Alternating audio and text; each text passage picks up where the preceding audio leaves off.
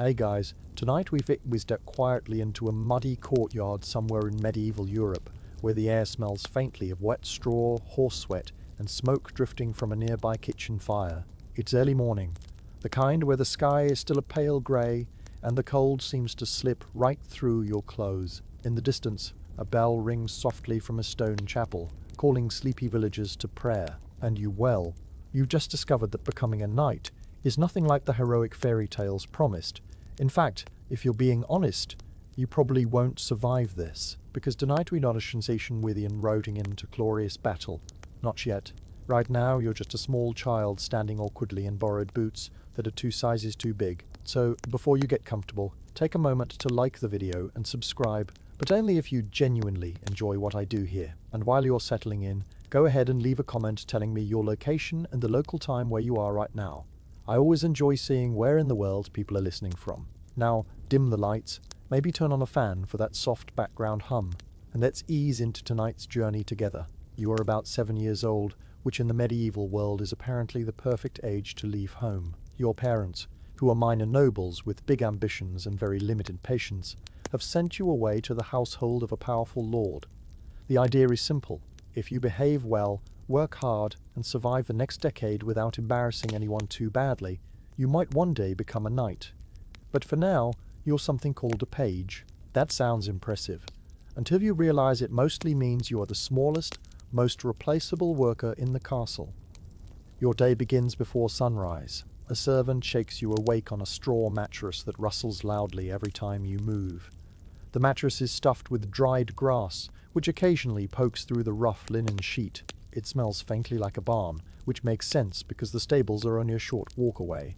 You rub your eyes and put on a wool tunic that still feels slightly damp from yesterday's rain. Castles, by the way, are not warm.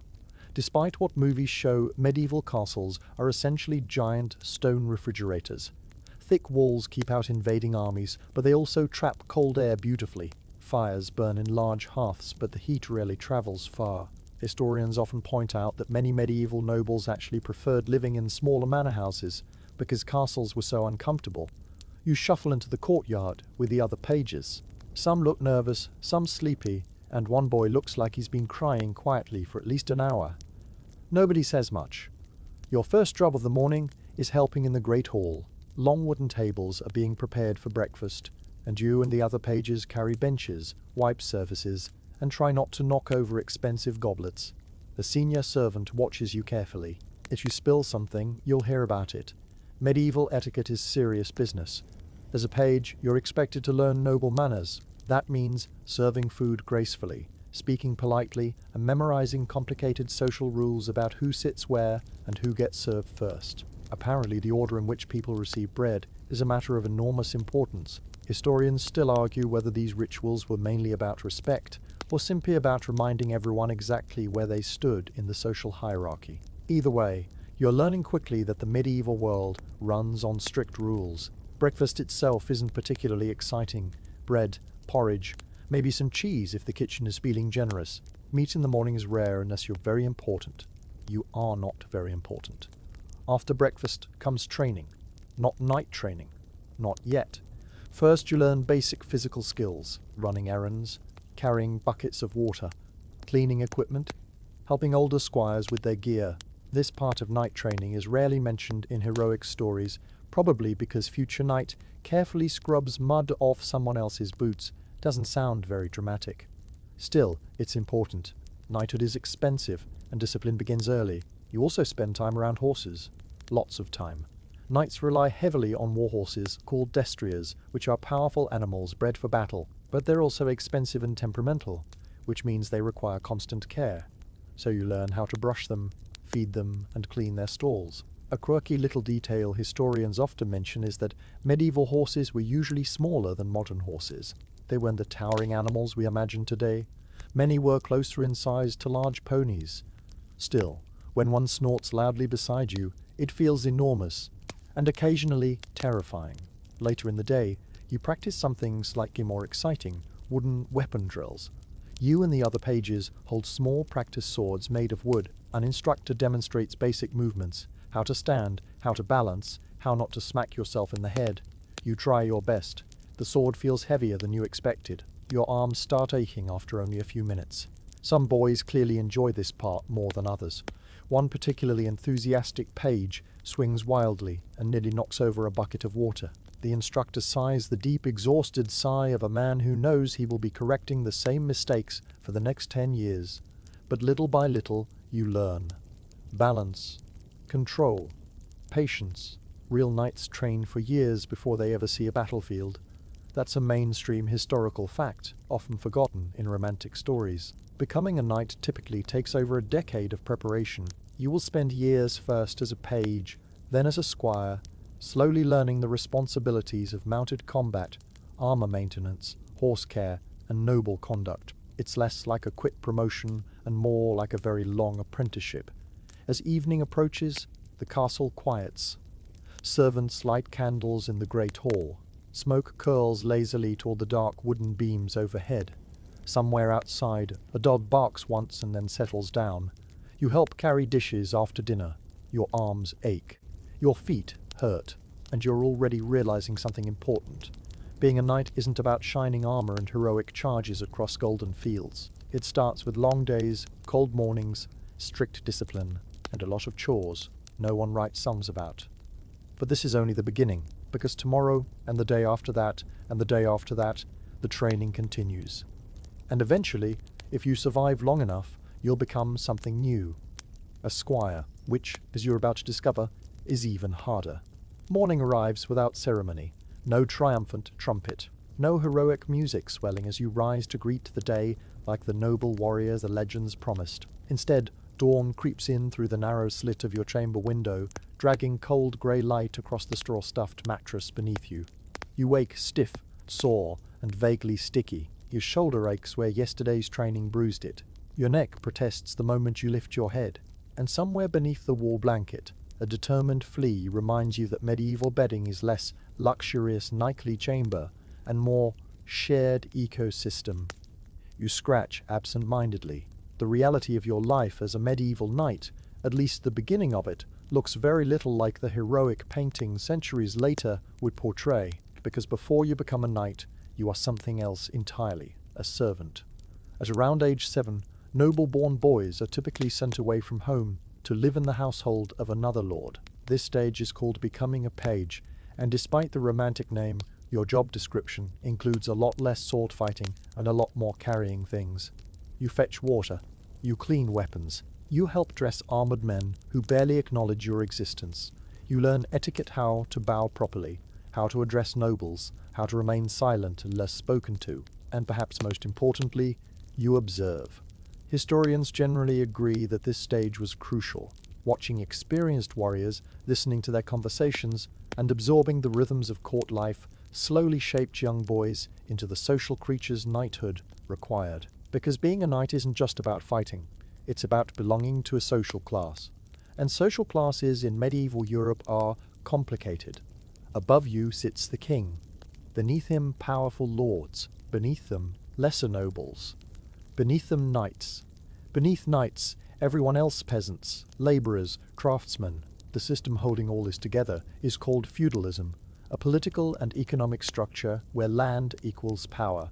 The king grants land to lords. Lords grant land to knights. Knights promise military service in return. It sounds neat and orderly on paper. In reality, historians still argue whether medieval feudalism was ever as structured as textbooks suggest. Some scholars believe the system was far messier, more like a web of personal agreements rather than a tidy pyramid. But from your perspective as a young page, none of that really matters. You're mostly worried about spilling wine on someone important, or tripping while carrying a heavy shield across a crowded hall. Because mistakes have consequences, not necessarily brutal ones. This isn't always the grim, dungeon-filled world people imagine, but embarrassment alone can be enough motivation to learn quickly. Every meal is a lesson. Every ceremony is a rehearsal. You learn how to carve meat properly at the table. You learn how to pour wine without splashing. You learn which forkwell, actually knife, to use. Forks, by the way, are not common in medieval Europe yet. Most people eat with knives, spoons, or simply their hands. Forks would only slowly spread across Europe centuries later. So yes, knights in training often eat roasted meat with their fingers, Romantic, right? Food itself varies wildly depending on the household you serve in. In wealthier castles, meals might include beef, pork, bread, cheese, and sometimes spices imported from distant lands: pepper, cinnamon, even cloves. These spices are incredibly valuable. At times, pepper was so prized it could literally be used as currency. Imagine paying rent with peppercorns. And yet, for all this talk of noble dining, the meals aren't exactly gourmet. Bread is often dense and coarse. Vegetables are boiled until surrender. And cleanliness, well, let's say medieval kitchens operate under a very different set of hygiene expectations. One quirky tidbit historians sometimes mention is the medieval habit of using trenchers thick slices of stale bread used as plates. After the meal, the soaked bread might be eaten or given to the poor, which sounds generous, until you remember it's been absorbing meat juices and greasy gravy the entire time. Still, Honda has a way of lowering standards. After meals come lessons. Some are physical. You practice basic combat drills with wooden weapons. You learn to ride horses, though ride often means clinging awkwardly while the horse decides where it actually wants to go. Balance, posture, and control become daily obsessions. Other lessons are surprisingly intellectual. Pages often learn reading, writing, and sometimes basic Latin. Not every knight becomes literate, but many do, especially those expected to manage land or communicate with church officials. Because the church looms large in medieval life. Church bells structure the day, religious holidays structure the year, and priests structure, well, everything else. A knight is expected to be both warrior and Christian gentleman, brave in battle, humble before God, charitable to the poor, patient with enemies, merciful to prisoners, at least in theory. In practice, knights are still human beings with egos, tempers, and occasionally very poor decision-making skills. Historians still argue whether the famous code of chivalry was widely followed or mostly an idealized concept promoted in literature. Poems and stories from the time often describe knights as noble defenders of the weak, rescuers of maidens, and protectors of justice. Real life? Messier. Some knights absolutely tried to live by those ideals. Others, not so much. But as a page, you absorb these values anyway. They're repeated in stories, sermons, and training. Honor matters. Reputation matters. Loyalty matters. And someday, if you survive long enough, you might become a squire. That's the next stage. Around age 14, a page graduates to squire status, meaning you finally get closer to the action. But you also get closer to danger, because squires accompany knights into real battles. They carry armor, they care for horses, they sometimes drag wounded masters off the battlefield.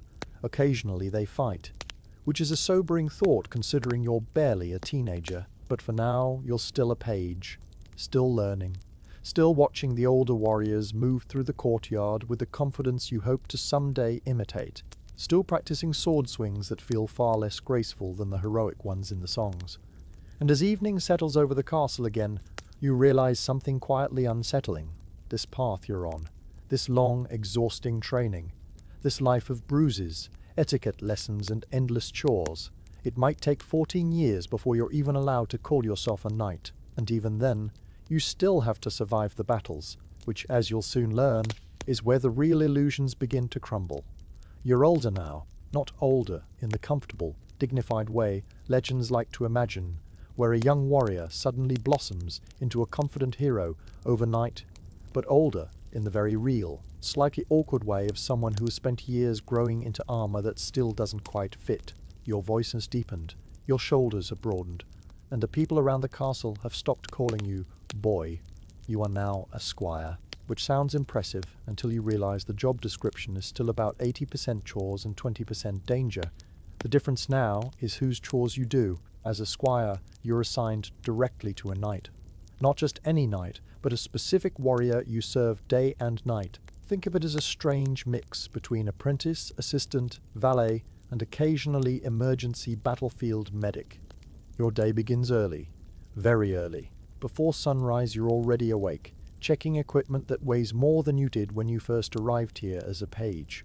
Armor pieces must be cleaned and polished, leather straps inspected, buckles tightened, rust removed from swords and daggers, because metal left unattended in damp medieval air begins rusting almost immediately. And armor is not cheap. A full set of plate armor, when those become more common later in the medieval period, can cost as much as a small farm. Even earlier chainmail, those thousands of interlinked metal rings, requires immense time and skill to produce. Some historians estimate that a full chainmail shirt could contain 20,000 to 30,000 rings, each individually riveted closed, which means maintaining it becomes your responsibility.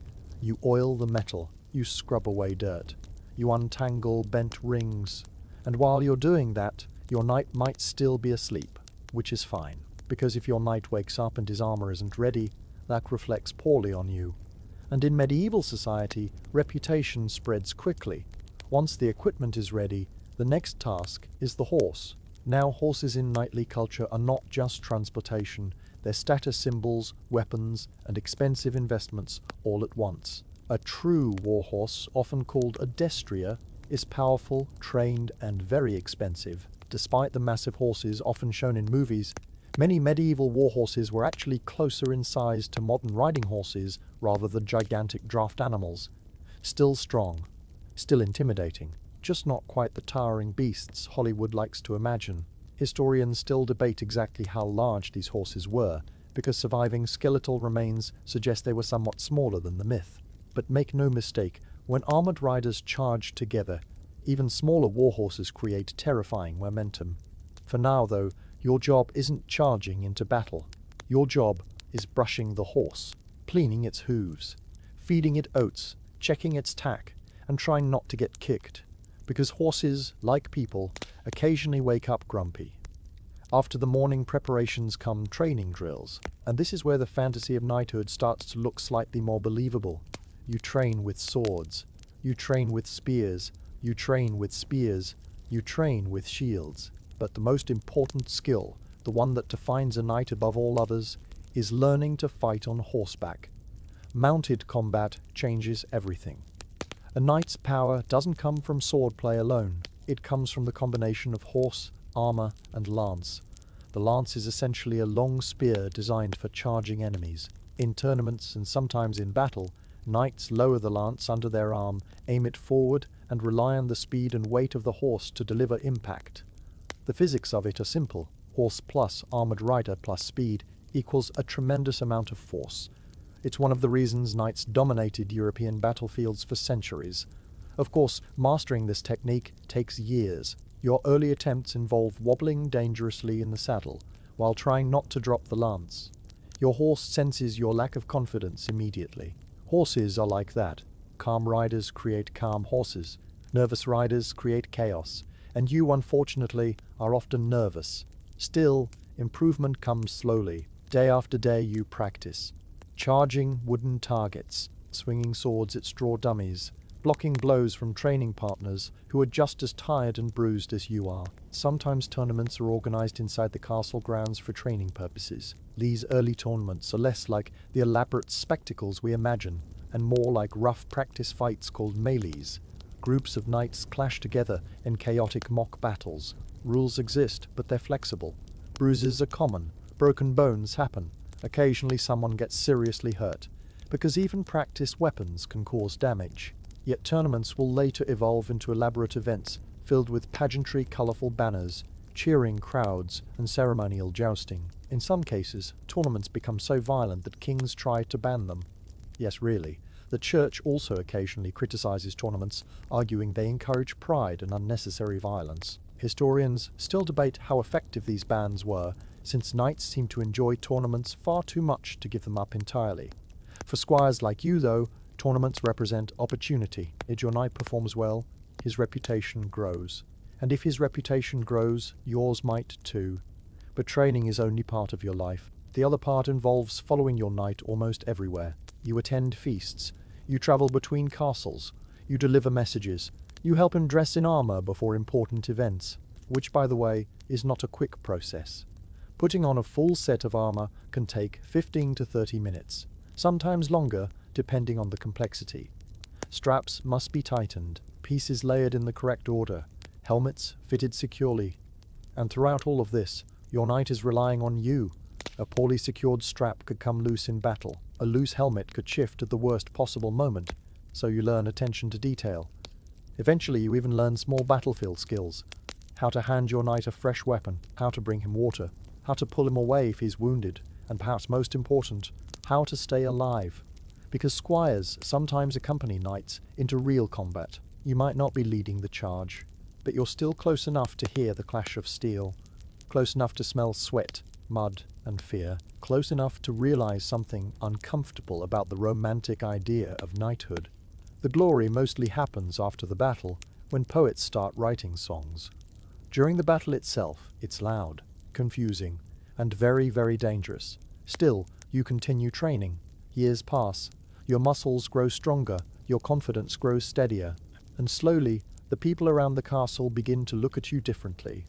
Not just as a helper, not just as a boy, but as someone who might soon be ready for the final step, the moment when a squire finally becomes a knight, a ceremony filled with vows, tradition, and expectations that are much heavier than the armor you spent years learning to polish. By now, the idea of becoming a knight has settled into your bones, the way cold settles into stone walls, slowly, quietly, and with a certain weight that never quite leaves. Years of serving as a squire have changed you. Your hands are rougher, your shoulders stronger, and your patience, well, slightly improved. You wake before dawn again, though now it feels less shocking than it once did. The castle yard is grey with morning mist, and a smell of damp straw hangs in the air. Somewhere nearby, a rooster is crowing like it believes it personally controls the sunrise. You stretch your stiff arms and begin another day, because knighthood, despite all the heroic paintings you might imagine centuries later, is mostly about repetition, training again, maintenance again, practice again. You begin with the weapons rack. Swords need oiling. Leather straps need tightening. Helmets must be checked for cracks or dents. Medieval metal work is impressive, but it's not magical. Armor takes damage constantly, especially during tournaments or rough training drills. A small dent today could become a fatal weakness tomorrow, and historians know that armor maintenance was essential because surviving medieval armor often shows clear signs of repair patches, hammered dents, and replacement rivets. You run your fingers along the edge of a sword blade, careful not to cut yourself. Despite what movies suggest, most medieval swords are not razor-sharp like kitchen knives. They're designed more for durability and cutting power than delicate slicing. Still, they're more than capable of hurting someone if handled carelessly. After weapons come the horses. Knights depend heavily on their mounts, and by now you've probably developed a strange affection for the animals. Horses have personalities. Some are calm and dependable. Others behave like moody nobles who woke up on the wrong side of the stable. You brush the horse's coat, checking for injuries or sores caused by saddles and armor. A wounded horse can't fight effectively, and war horses are expensive, sometimes costing as much as several years of a farmer's income. The most prized horses, called destriers, were trained specifically for battle. They were taught not to panic at loud noises, flashing steel, or screaming soldiers. Some were even trained to kick and bite enemies during combat. Yes, medieval war horses could be surprisingly aggressive. Historians still argue whether these horses were truly as specialized as legends suggest, or if their reputation grew larger in storytelling over time. But one thing is certain: a well-trained horse was considered almost as valuable as the knight riding it. Once the horses are ready, training begins again. Sword drills, shield blocks, mounted practice. You and other squires line up in the yard while older knights supervise with expressions that suggest they've seen every mistake you're about to make. And you do make mistakes. Your lance slips, your shield drops too low, your horse veers slightly off course. Each mistake earns a correction, sometimes shouted loudly enough for the entire courtyard to hear. But improvement happens. Slowly, almost invisibly. One day you notice you can mount a horse in armor without stumbling. Another day you strike a practice target cleanly with your lance. Small victories. Small steps toward something bigger. Sometimes the castle hosts visitors, other knights traveling through the region. These visitors bring stories from distant lands, news of wars, political disputes, and rumors that travel faster than any official messenger. You listen carefully, because medieval Europe is rarely peaceful. Conflicts between lords are common. Borders shift, alliances change. and somewhere, inevitably, a battle is brewing. A knight's duty is to answer the call when his lord demands it, which means all this training might someday become real. But before battle ever arrives, there's another event that shapes knightly life: the tournament. To modern ears, a tournament sounds like a sporting event, something cheerful, maybe even festive, and in some ways it is. Colourful banners hang from castle walls, nobles gather to watch, musicians play, merchants sell food and trinkets to excited crowds. But underneath all that pageantry lies something far more dangerous. Early medieval tournaments weren't just neat, orderly jousting matches between two riders. They were often chaotic mock battles called meies, where groups of knights charged across open fields, clashing with blunted weapons but very real force. The goal was often to capture opponents and demand ransom. Yes, tournaments could be profitable. A successful knight might capture several rivals in a single event and earn significant money from their release. But the danger was real. Broken bones were common. Serious injuries happened frequently. Occasionally someone died, because even with blunt weapons, a charging horse and heavy armor create enormous impact. Historians still debate how organized these early tournaments truly were. Some records suggest they were nearly as chaotic as actual battles, which means when you watch one for the first time as a squire, your heart pounds with excitement and a little fear. Knights lower their lances, horses thunder forward, wood splinters, crowds roar, and for a brief moment you glimpse the world you've been training to enter. It looks glorious from a distance, but standing close enough to hear the crash of shields and the crack of broken lances, you realize something quietly unsettling. Knighthood isn't just about bravery. It's about endurance, because the armor is heavy, the training never ends, and the dangers, whether on tournament fields or real battlefields, are very real. Still, somewhere deep inside you, the dream remains. One day you won't just watch these events, one day you'll ride into them, helmet lowered, lance ready, and hoping that all these years of preparation will be enough. Eventually, after years of carrying buckets, polishing armor, tending horses, and enduring endless lectures about posture and discipline, the day finally arrives, when your life changes in a way that medieval society takes very seriously. The ceremony of becoming a knight is approaching. You might imagine something simple: someone tapping you with a sword and announcing your promotion like a medieval graduation ceremony. But in reality, the process is layered with ritual, religion, symbolism, and just a hint of dramatic flair. Because knighthood isn't just a military role, it's supposed to be a moral identity. The evening before the ceremony begins quietly. You are expected to take a ritual bath, something that already feels slightly unusual in medieval Europe, where daily bathing is not exactly common practice. The bath symbolizes purification, washing away the years of training and preparing you for a new stage of life. Historians often point out that ceremonial bathing appears in many knightly traditions, though scholars still argue whether it was universally practiced or mainly reserved for wealthier ceremonies among noble families. Either way, tonight you are scrubbed cleaner than usual. Afterward, you dress in a simple white tunic, symbolizing purity. Then comes a long night known as the vigil. You enter a chapel lit by flickering candles, and you remain there through the night in prayer. Or at least, you attempt to remain awake, which is harder than it sounds. The chapel is quiet. The air smells faintly of wax and old stone. Outside, the wind drifts across the castle walls like a distant whisper. Hours pass slowly. You kneel. You stand. You sit. You pray again. At some point, your knees begin to ache. Your eyelids grow heavy, and you wonder if any knight in history has ever secretly fallen asleep during this vigil. No official record confirms it, but considering human nature, historians strongly suspect it happened. Morning eventually arrives, and with it comes the ceremony itself. You are dressed carefully, piece by piece, in the clothing that symbolizes knighthood. Each item carries meaning: red representing blood and courage, black representing death, and white representing purity. The symbolism is dramatic, but medieval ceremonies love symbolism. Then comes the moment everyone remembers: the dubbing. You kneel before a lord, often the one you have served as a squire. He places a sword on your shoulder, or sometimes taps both shoulders lightly and declares you a knight. This gesture is called the accolade, and just like that, your entire identity changes. You are no longer a servant in training. You are now officially part of the knightly class, but the transformation is mostly social and symbolic. Your responsibilities remain just as demanding as before, perhaps even more so.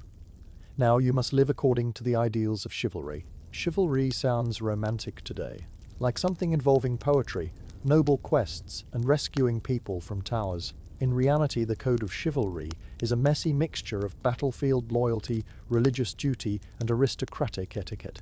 You are expected to protect the weak, remain loyal to your lord, defend the church, and behave honorably. That's the theory, anyway. In practice, medieval knights often behave like heavily armed noblemen with strong opinions and short tempers. Historians still argue whether the code of chivalry genuinely guided behavior or if it was mostly an aspirational ideal, something knights talked about more than they consistently practiced. After all, the same knights praised in songs for their honor sometimes spend the next decade raiding enemy villages during feudal conflicts. But the ideals remain powerful. Minstrels sing about heroic knights. Poets write tales of bravery and romance. Stories of figures like King Arthur and his Round Table circulate across Europe, presenting a vision of knighthood that is noble, heroic, and filled with moral clarity. Your daily life, however, feels far less poetic, because being a knight means constant readiness. You must maintain expensive equipment, armor, weapons, horses, and keep them in good condition. This costs enormous amounts of money. Some knights own land that provides income, but many struggle financially. The image of wealthy, glittering knights hides a reality where some are perpetually short on funds. A knight without proper gear quickly loses respect, and respect matters deeply in medieval society. So you ride, you train, you attend tournaments, you answer the call when your lord demands military service, and occasionally, during quiet evenings in drafty castle halls, you wonder whether the long years of training truly prepared you for what lies ahead, because the world outside the castle walls is unstable. Kingdoms feud, borders shift, and somewhere, inevitably, a conflict is waiting. Sooner or later, you will ride toward it, not as a squire watching from the sidelines, but as a knight responsible for his own survival. The armor you once polished will now protect your own life. The sword you once cleaned will now be yours to carry, and all those long years of training will finally face their first real test. By the time you've taken your vows and received the ceremonial tap of a sword on your shoulder, you might imagine that the hardest part of knighthood is over. After all, the stories make it sound as if life improves immediately once you're officially a knight. Suddenly there should be feasts, admiration, perhaps a comfortable chamber in a grand stone castle. Instead, you quickly discover something unexpected. Castles are not comfortable places to live. From a distance, they look magnificent. Thick stone walls rise high above the countryside, towers stand proudly against the sky, and banners flutter in the wind like colorful announcements of power. But once you actually step inside and spend a full day or night, you begin to understand the truth. Castles are designed for defense. Comfort is very much a secondary concern. Stone walls that protect you from enemies also trap cold air inside like a giant refrigerator.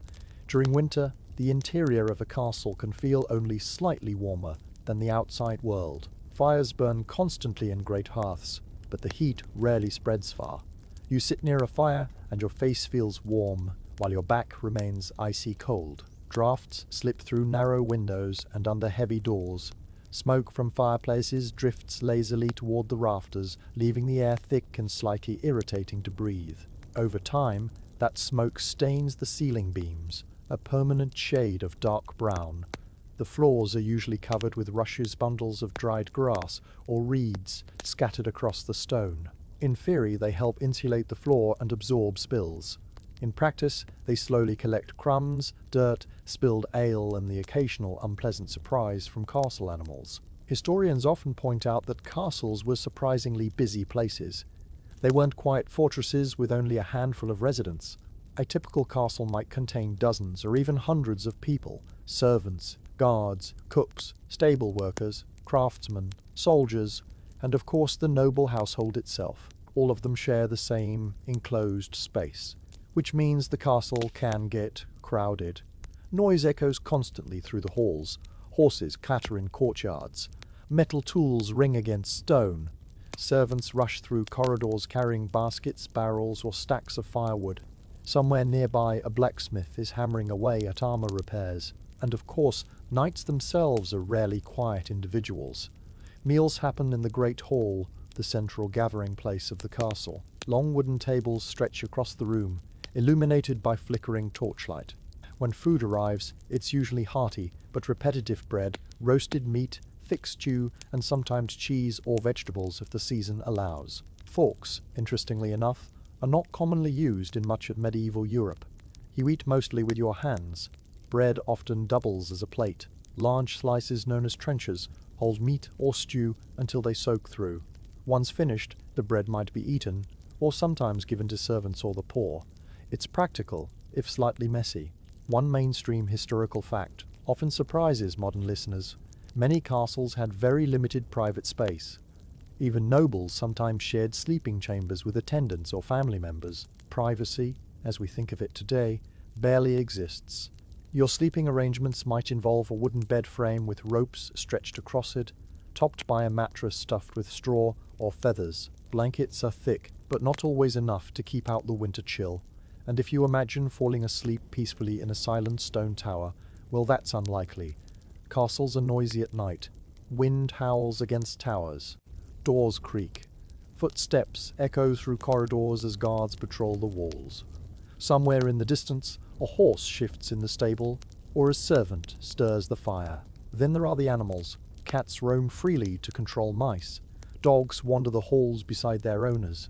Occasionally, a chicken or two may even find its way inside, particularly during bad weather. This leads to one of those quirky historical tidbits that historians love mentioning. Castle floors sometimes contained layers of old rushes that hadn't been fully replaced in months. Over time, they became a mixture of dried herbs, food scraps, and less pleasant materials. It wasn't exactly the spotless stone palace people imagine. And sanitation overall remains a challenge. Most castles rely on garderobes, which are essentially medieval toilets built into the walls. These small stone seats sit above vertical shafts that drop waste down the side of the castle wall, sometimes directly into the moat. While this system works reasonably well, the smell can occasionally drift back inside depending on wind direction. Historians still debate how regularly castles were cleaned. Some evidence suggests that large households had organized cleaning routines, while other records imply things could get quite unpleasant during busy seasons. Either way, it's clear that castle life was far from luxurious by modern standards.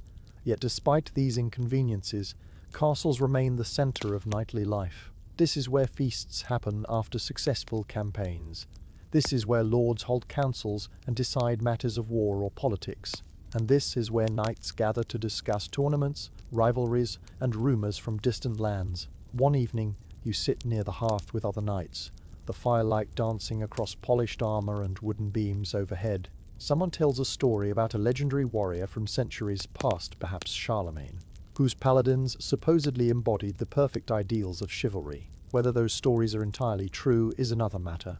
Historians still argue how much of early medieval knightly legend reflects real history versus later romantic storytelling. But as the flames crackle and the wind whispers outside the thick stone walls, the stories serve their purpose. They remind everyone in the room that knighthood is meant to be something greater than muddy roads and cold castles, even if the reality sometimes feels far less glamorous, because tomorrow morning you'll wake early again, strap on your armor, and continue living the life that so many songs celebrate, while quietly realizing that the songs left out quite a few uncomfortable details, and soon enough those details will become impossible to ignore.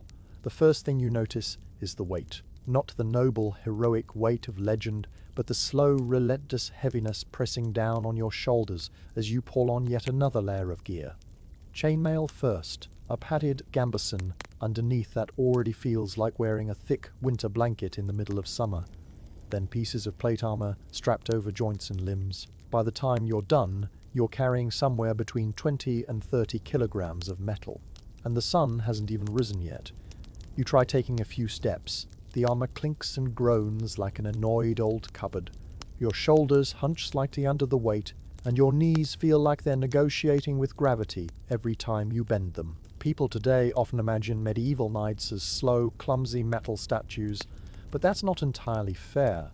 Real knights trained extensively to move, run, and even fight while wearing armor. In fact, well-fitted plate armor distributed weight surprisingly efficiently. Still, Efficient doesn't mean comfortable, especially after hours. You walk toward the training field where the morning drills will begin. The ground beneath your boots is damp with dew, and the smell of leather, sweat, and iron already hangs in the air. A squire jogs beside you carrying extra equipment. The poor kid is maybe 12 years old, already learning that medieval knighthood is about 90% chores. Historians still argue whether squires were treated more like apprentices or like unpaid labourers who just happened to occasionally learn swordplay. Either way, today he's the one tightening the straps around your greaves. You flex your leg. It squeaks. Great. Now imagine fighting like this for hours, because medieval battles were not quick duels between heroic champions. They were chaotic, loud, exhausting brawls where armor became both your shield and your prison. The padded gambeson underneath your armor soaks up sweat quickly. Within an hour of training, it starts feeling damp and heavy. Within 2 hours, it smells like something that probably shouldn't exist in nature. A fascinating historical detail. Full plate armor didn't become common until the late medieval period, around the 14th and 15th centuries. Earlier knights relied more heavily on chainmail. Chainmail was flexible and protective, but it had one major problem. It conducted heat like a medieval oven. On warm days, knights could overheat quickly, especially during prolonged combat. There are historical accounts of soldiers collapsing from heat exhaustion inside their armor long before they ever encountered an enemy blade.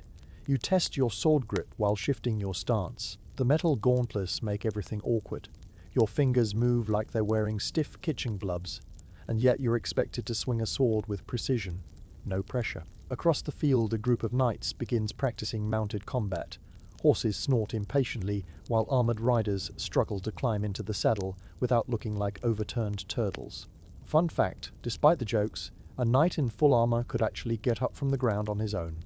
Armor was designed with mobility in mind, but doing it quickly, while someone is trying to stab you, that's a different story. The training instructor shouts orders, you jog forward, or at least what counts as jogging in armor. Every step produces a clank that echoes across the yard. You swing your sword against a wooden practice post. The impact vibrates through your arm. Again, and again, and again. After 20 swings, your shoulders begin to burn. After 50, your arms feel like they belong to someone else. Historians estimate that knights trained for combat from a very young age, often beginning as pages at around 7 years old. By the time they were fully knighted in their early 20s, they had spent over a decade practicing weapon skills, riding, wrestling, and endurance drills. Because medieval warfare wasn't elegant, it was brutally physical. You pause for a moment, leaning on your sword while catching your breath. Sweat trickles down your neck inside the armor. The padded cloth underneath is now thoroughly soaked. A squire walks by carrying helmets. He looks at your exhausted posture and smirks slightly. Kids in the Middle Ages apparently had the same sense of humor as modern teenagers. Across the field, another knight attempts a mounted lance charge. The horse thunders forward while the rider lowers the lance toward a wooden target. The impact knocks the dummy clean off its stand. Everyone cheers. But here's the interesting thing. The iconic knightly joust we see in movies was actually more of a sporting event than real battlefield combat. Historians still argue whether jousting tournaments served primarily as training or as a form of medieval entertainment for bored nobles. Probably both. Either way, real combat was much messier. Instead of neat charges and dramatic duels, battles often dissolved into chaotic clusters of fighters, pushing, grappling, and hacking at each other in clouds of dust and shouting. And armor made that chaos even more exhausting. You lift your visor for a moment to get some fresh air. Mistake.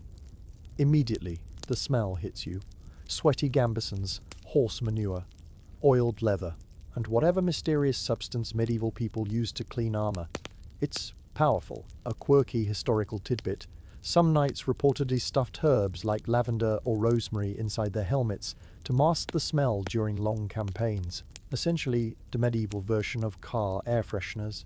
You make a mental note to try that next time. The instructor calls for another drill. This time, it's shield work. You raise the heavy wooden shield strapped to your arm. Even though it's lighter than the armor, holding it up constantly makes your muscles tremble after a while. Sword strikes slam into it from your sparring partner. Thud, thud, thud. Each impact vibrates through your arm. After several minutes, your shield arm feels like it's filled with warm porridge. You stagger back slightly. Your opponent lowers his sword and nods. Training break. You slump onto a wooden bench and finally remove your helmet. Cool air brushes against your face, and for a brief moment you feel almost human again. Your hair sticks to your forehead. Your shoulders ache, and this is just practice. Real battles could last hours, sometimes entire days. Historians studying medieval battle accounts often emphasize the extreme fatigue soldiers experienced long before the fighting ended. Armies sometimes collapsed simply because they were too exhausted to keep pushing.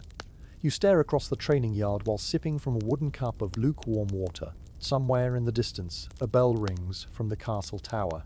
Morning has barely begun, and already your body feels like it has aged 5 years.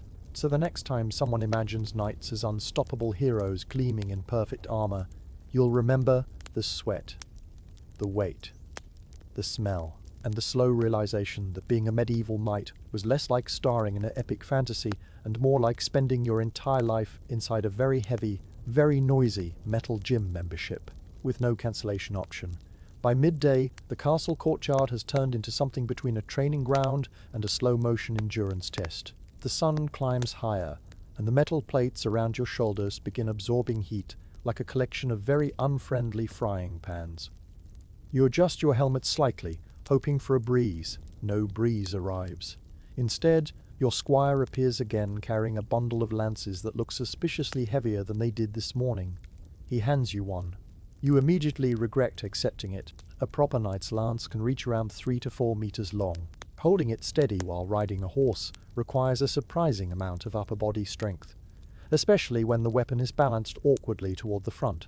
You test the grip. Your arms already feel like they've run several marathons, but the instructor whistles, which means it's time for mounted drills again. Your horse stands nearby, chewing grass with the calm patience of a creature that has no idea it's about to participate in medieval combat exercises. Mounting a horse while wearing armor is an interesting challenge. Contrary to popular myth, knights didn't need cranes to climb into the saddle. That idea mostly comes from exaggerated stories told centuries later. Still, it's not exactly graceful. You grab the saddle horn, lift your armored leg, and attempt something that resembles an athletic swing. The result is closer to a slow metallic wobble. Eventually, with a bit of help from the squire pushing your boot, you settle into the saddle. Victory. Your horse sighs deeply, as if reconsidering its life choices. War horses called destriers were highly prized in medieval Europe. These animals were specially bred and trained for combat, capable of charging into chaotic battlefields filled with noise, weapons, and frightened soldiers. And they were expensive. In fact, a well-trained war horse could cost as much as a small farm. Historians often point out that knights valued their horses almost as much as their armor, because losing your horse during battle could leave you painfully vulnerable. You lower the lance into position while guiding the horse toward the practice lane. Across from you stands a wooden target shaped vaguely like a man holding a shield. He seems very confident for someone made entirely of timber. The instructor raises his hand. You feel the horse shift beneath you. Then the signal comes. Your horse surges forward, hoofs thundering across the dirt. The lance wobbles slightly as you try to steady it. The target approaches quickly. Closer, closer. You brace. The lance connects with a wooden shield in a solid crack that travels straight through your arms and shoulders. The target spins wildly before collapsing into the dust. Your horse slows down again, looking mildly pleased with itself. You, however, feel like your spine just shook hands with the laws of physics. Mounted combat placed incredible strain on the body. Even during tournaments, knights sometimes suffered broken bones from the sheer force of lance impacts. And tournaments were supposed to be the safer version. Historians still argue whether medieval tournaments were closer to controlled sports or dangerously chaotic mock battles that sometimes turned deadly. Evidence suggests they were often somewhere in between.